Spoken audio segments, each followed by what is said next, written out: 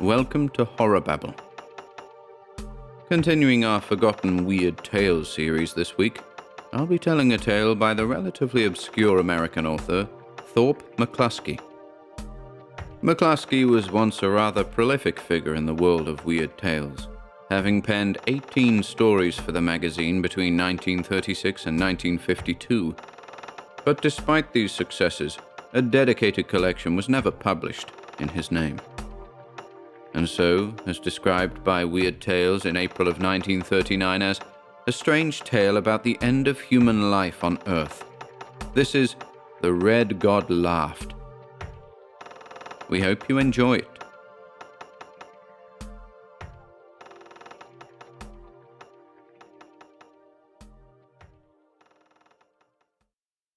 The Red God Laughed by Thorp McClusky. The city was dead. New York, the greatest monument mankind ever reared upon the face of earth, was dead. No creature of flesh and blood moved along her thousands of miles of multiple-tiered streets, glanced appreciatively and pridefully outward and downward through dizzying azure depths from the gleaming pinnacles of her 4,000-foot towers, strolled or lounged in her unkempt and silent parks. No silvery aircraft or fish-shaped stratoships hurtled purposefully above her Himalayan skyline. No birds or insects sang or buzzed in her wondrous hanging gardens. Grass and weeds grew in crevices in her disintegrating pedestrian walks, and fat angleworms crawled unafraid through their lush and fecund tangle. Dry and chalk-white skeletons littered the streets, the skeletons of men and women and children and birds and domestic beasts. They strewed the dust-carpeted corridors of great buildings. They were even to be found, had any sentient creature been there to search for them, in the huge and hermetically sealed gas shelters beneath the city. The gas had lingered longer than the men who had designed and built those tremendous caverns had believed possible. Thirst and oxygen starvation had snuffed out lives the gas had not been able to touch. It was not only that way in New York and in the Americas. It was the same all over Earth. Even the yellow men, big and little, who had first perfected the gas and immediately deluged the Americas with it in that last decade of the 21st century, had also perished. For the gas had been easy to analyze and easier to manufacture. Dying, the Americas had struck back at the yellow men with their own weapon, and gasping doom had encircled the globe.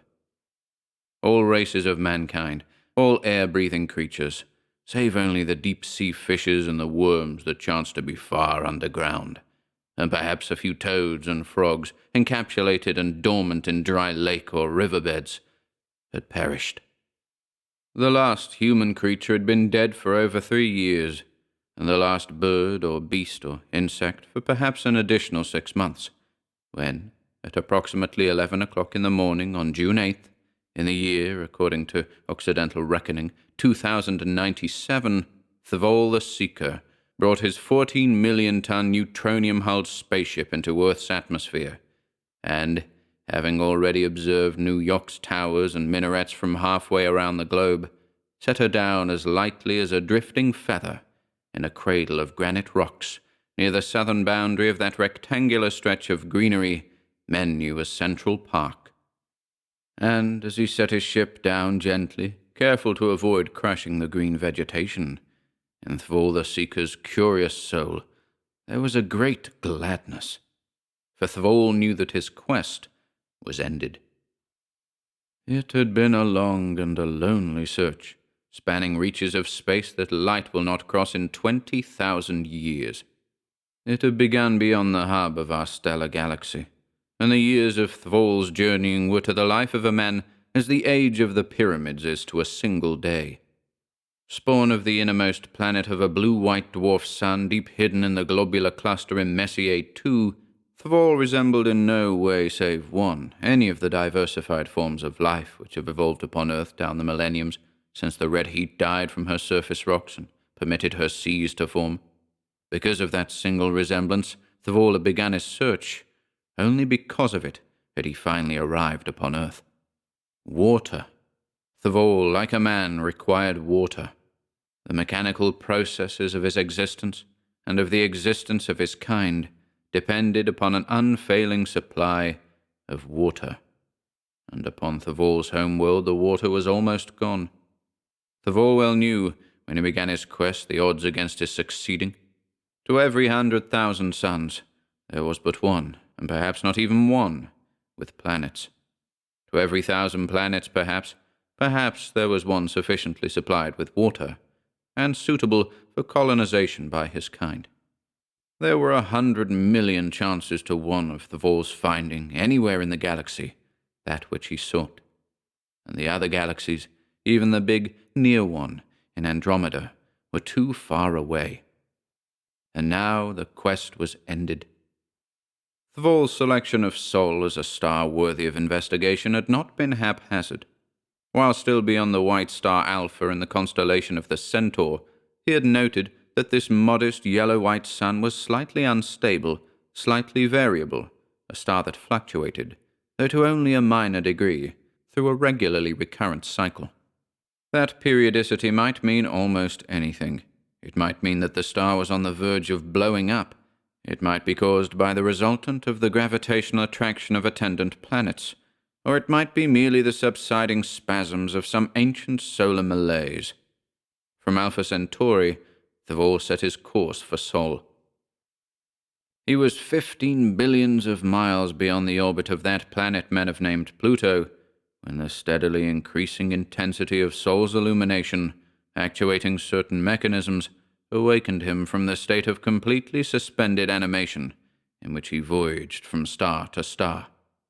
He awoke instantly, feeling neither refreshed nor enervated, and lacking any recollection whatsoever of the passage of time.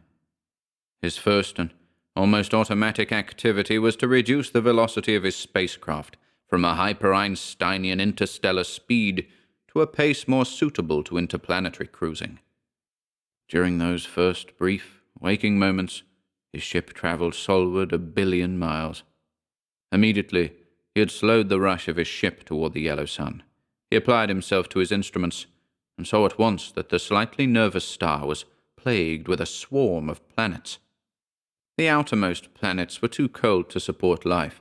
Their atmospheres were raging seas of ammonia and methane. The planet nearest the luminary was without atmosphere. The next was heavily blanketed with an atmosphere, which was, however, full of carbon dioxide. The third planet, the one with the pear-shaped moon, had an atmosphere dripping with water vapor. Thorp, looking upon Earth, knew that his quest was ended. His ship safely landed on Sol's third planet. Thorp began a series of routine tasks. He analyzed the luminary's radiation and the planet's atmosphere with highly encouraging results. His kind could adapt themselves to life on Earth. Next, he attempted communication with the green-growing life, but although he quickly learned that Earth's vegetation possessed a dim, vague consciousness, it was obvious that its intelligence was too meager, too instinctive for the development of original thought. Obviously, Earth's vegetation could not have constructed the aimless, sprawling city in the midst of which Thorp's spaceship lay. It was probable, therefore, that the city's creators were temporarily absent. Perhaps they were nocturnal creatures who lived during the day in underground recesses and came to the surface of the planet only at night. Perhaps they were migratory. There were any number of plausible explanations of their absence. His preliminary scrutiny of the immediate environment satisfactorily concluded, and no motile form of Earth life having yet appeared to inspect his ship, attempt communication with him, or perhaps dispute his peaceful invasion of the planet, Thorp determined to inspect one of the buildings which towered skyward, only 1/4 of a mile away to the southward. Prudently burdening himself with a variety of apparatus and weapons, which he distributed among several of his smaller tentacles, he emerged through the airlock in his ship's hull and crawled rapidly and with a slight tingling of anticipation toward the nearest of the buildings. He had proceeded only a short distance when he came upon a bleached mass of human bones, half hidden in the rank grass. Examining them, he realized at once that they had lived, but, as his own amorphous race lacked rigid skeletal structure of any sort, and any conception of motile life being hampered by rigidity was alien to him, he had difficulty in imagining what the creature had been like in life. He concluded that it had been nowhere near as motile as himself, perhaps little more motile than the vegetation. He also noted, however, and with considerable approval, a number of fat, grey earthworms, and he paused and attempted to communicate with them, quickly discovering, however, that, though they knew fear and hunger, they were incapable of abstract thought. Continuing onward, he ascended a long ramp which debouched upon a broad street. On the opposite side of the street, the buildings began. The street was littered with a large number of small, egg-shaped wheeled mechanisms. Examining one of these through its windows of fused silica and metallic oxides, Thorp saw that it contained 2 skeletons. It was obvious to him now that these dead were of the species which had built the city. Why were they dead? And had all of their kind throughout the city perished? Or were some left alive? Uneasily, Thorp, who realized only too well that the unknown doom which had snuffed out this bony form of earth life might also be inimical to himself, paused and made additional tests. Reassurance of a sort returned to him, as he determined that Earth's atmosphere was remarkably stable, and that there were no electrical or atomic mechanisms operating within the field of his apparatus. Nevertheless, he determined to proceed with extreme wariness. Crossing the broad street, Thorp approached the base of the nearest building and examined as much of the interior as he could see through the dusty, though still partly transparent windows. The structure was internally subdivided into many small cubicles profusely equipped with furnishings, which were, for the most part, incomprehensible to Thorp. He would have to see those objects in use before he could understand their purpose. His bulk was too great to permit him to enter through any of the windows, but there were large doors which, after a brief examination, he easily opened. Entering the building, he found himself in a chamber of considerable size, which, like the smaller cells, was luxuriously furnished. The walls of this room were profusely panelled with mirrors, which created the illusion of a chamber twice as large as actuality.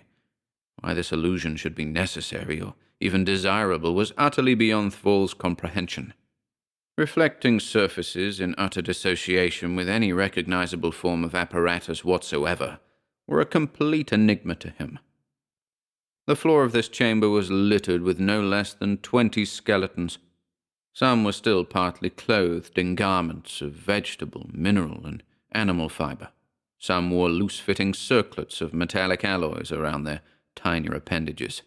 Many of the circlets held geometrically carved bits of crystallized carbon in claw-like sockets.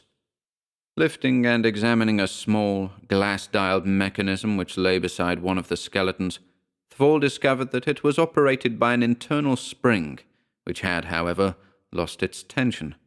He rewound the spring by turning a ratcheted pin provided for the purpose, and discovered that the mechanism produced a regular pulsation, while 3 small indicators beneath a transparent portion of the mechanism's shell revolved at proportionate though greatly dissimilar velocities.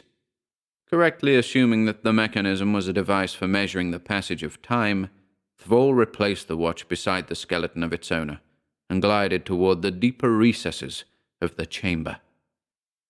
Here he discovered a number of doors arranged in an orderly row, and, investigating one which was not fully closed and which slid open easily, he found that it opened upon a chimney-like well. Within the well were a number of taut steel cables which supported a square metal cage at a level slightly beneath the door. Thorp had opened the cage, Thorp saw at once, was designed to be raised and lowered from level to level of the building. Far above, a tiny pinpoint of brilliant light told Thorp that the well extended to the top of the building. He instantly determined to ascend the shaft and view the city from that vantage point. He squirmed up the elevator shaft like a gargantuan knot of writhing serpents, and, reaching the elevator motors, squeezed upward past them, and into a small, many-windowed chamber. Here, an iron door provided egress to the roof of the building. Thorp opened the door and squirmed through. On the roof of the building, in the clean, sharp sunlight, Thorp put down his instruments and weapons and sedately capered. This world was so fair, so bountiful, and, as yet, so undeveloped. There was no doubt now that its ruling race were exceedingly primitive, but they possessed intelligence of a sort, too. If they proved peaceable and friendly, Thorp's people could teach them so much, in return for a bit of the planet's desert land and a single lake of water. Probably the first boon Thorp's kind would confer upon this world's people would be conquest of the plague which had slain the city's inhabitants. Yes, that would certainly be done first. The roof on which Thorp stood was flat and surrounded by a low parapet. It was encumbered by only two objects, the small structure which housed the elevator motors and a huge torpedo-shaped steel cylinder which lay near a corner of the parapet. Some of the parapet bricks were broken, and there was a long, dull scar on the roof. Obviously the cylinder had been dropped from a low altitude, had struck the parapet a glancing blow, and had then slithered across the roof. What was the thing, and why had it been dropped on this roof? Thorp slowly circled the object, scrutinizing it intently. He saw that, except for a short, stubby rod protruding from its pear-shaped nose, it was utterly without external moving parts of any kind. But the rod looked like a control of some sort. Thorp first rotated the rod, then, when nothing happened, he tugged on it, and finally pressed on it. That brought results. The rod moved inward easily, and instantly 4 small valves opened in the cylinder's circumference, and a thick grey gas poured forth and mingled with the atmosphere. For an instant, Thorp hunched there motionless, watching the gas ooze viscidly from the metal cylinder and vanish in the clean, still air. Then, in a lightning flash of utter comprehension, he understood the whole cryptic pattern. The silent city, the dead everywhere, the significance of the gas bomb that was now pouring its lethal fumes into the surrounding atmosphere. Instantly, he darted for the open door and the elevator shaft. He never reached that gaping well. He detected no odor. There was no warning pain. But abruptly the flat roof was heaving and billowing like a swirling sea. Vertigo danced in his alien brain. An intense blackness deepened before his single, 1,000-faceted eye, and strength and life went swiftly together from his boneless tentacles. Thus Thorp the Seeker died, and the knowledge that on Earth, the third planet of a minor sun, deep sunk in the thinning haze of stars, 20,000 light-years beyond the galaxy's axis, were the environmental conditions and the water his people required so desperately, died with him. And on Earth the frogs and fishes were now the highest remaining forms of sentient life. But Mars, the red god, laughed. For though on Earth the men who had deified him and honored him with a name no longer lived to speak that name, he had just claimed his last and perhaps his most significant sacrifice.